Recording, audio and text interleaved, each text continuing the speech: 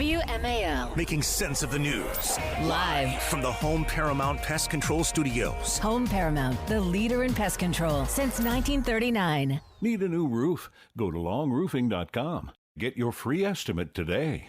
WMAL, making sense of mainstream media because the double standard is real. Download the WMAL app to stream us for free.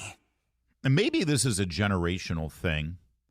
And I don't want to sound like a, get off my lawn kind of guy. But I was actually stunned the other day to see a report that showed a huge number of young people's first jobs, actual jobs, real jobs, happen after college. It's extraordinary to me and not good. Not good for people to wait that long before they have an actual paying job and become part of the workforce, even if it's just a part-time job in high school or what have you. I think my next guest, a member of the Fairfax County Board of Supervisors, would agree with that sentiment, Pat Herrity, because you're actually doing something about encouraging teen jobs in your district. Thanks for joining us. Well, thanks for having me, Larry. I agree. I think first jobs are important. This is one of the most rewarding things I get to do as a supervisor is these teen job fairs, where we hook teens up with their first jobs. And programs like this actually end up making a lot of money back for a community, not just obviously for employers and keeping the economy going and getting jobs filled by teenagers, but also, a teenager with money in their pocket tends to spend it, and that helps the economy grow as well. I mean, it's win-win. Absolutely. Is really needed in order to survive. Our pools can't stay open in the summer without guards. Our restaurants, our park authority, has hold the summer camps. There are just there's a ton of need, and this is our way of connecting those employers with our teens, ones that are out looking for jobs. This is 11 a.m. this Saturday. It's at West Springfield High School, the Teen Job and Opportunity Fair. And Supervisor Herrity, why do you think this is even needed? Because I would think that if a teen wants to get a job, they can go out and get a job. But apparently there is a bit of a disconnect for some reason right now. Are they just not learning the job skills? Or parents not pushing them to get a job? What do you think it is? Well, I think teens today are different than in my day. A lot of them spend a lot of time in their phones. The beauty of this job fair is teens can come out in a comfortable environment with employers that have jobs, and they're there with their fellow peers. So it takes a lot of the pressure off when you see some of your peers going around and you can listen to them talk to employers.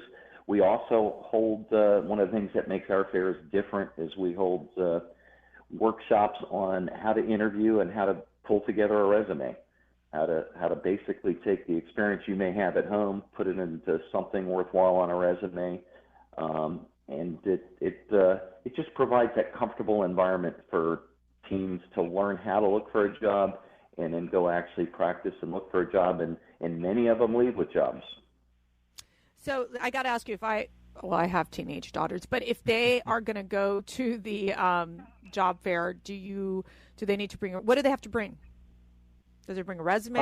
What do they need to bring? I would dress nicely. If you've got a resume, you can bring one. If not, we'll teach you how to make one.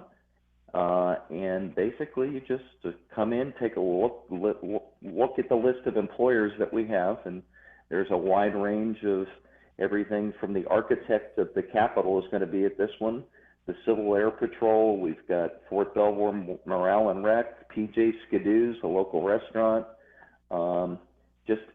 And then just talk to employers, participate in one of the workshops, and see what you can get. So do you wonder sometimes that we should be doing more in our school system? We should be doing more. I mean, how many kids right now are going to public schools in Fairfax County and they're learning more about revisionist history and diversity and inclusion and equity and, kind of pushing them toward a liberal arts college degree that once you're out, you can't really get much of a work functioning job. Should we and can we in our public schools put more emphasis on work skills and actually start getting people encouraged to actually join the workforce after high school, because college isn't for everybody? Agree. And in fact, one of the employers we have here is the International Brotherhood of Electrical Workers that provides those apprenticeship opportunities and educates them on apprenticeship opportunities that actually pay pretty good money.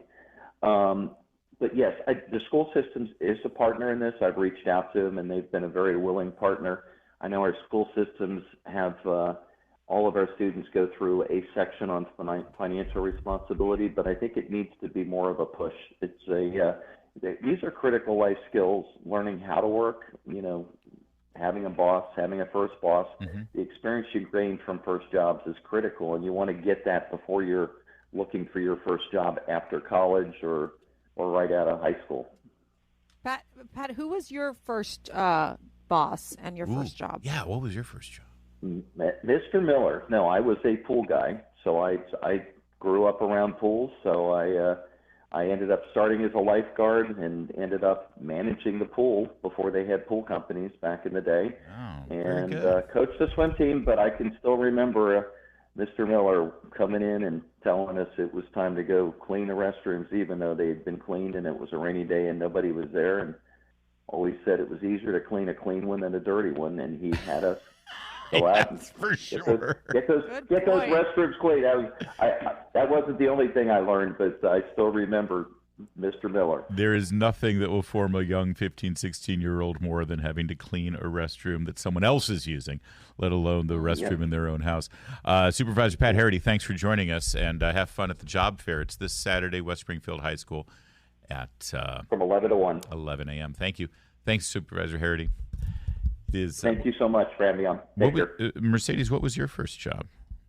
Your first paying job? Oh, well, I've always, it was the Bush Quail campaign. Stop so it. I was, I'm not kidding you.